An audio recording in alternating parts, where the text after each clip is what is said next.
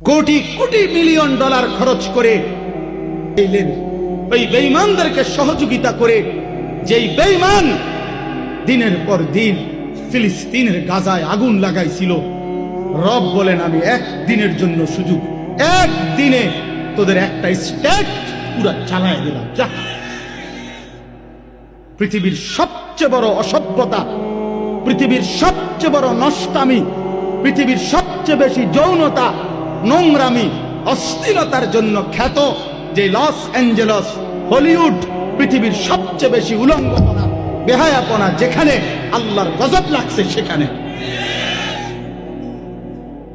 আল্লাহর গজব লাগছে।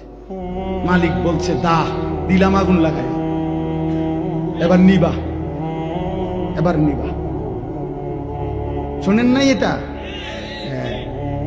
পুরা ক্যালিফোর্নিয়া আমেরিকার চলে ছাই হয়ে গেছে,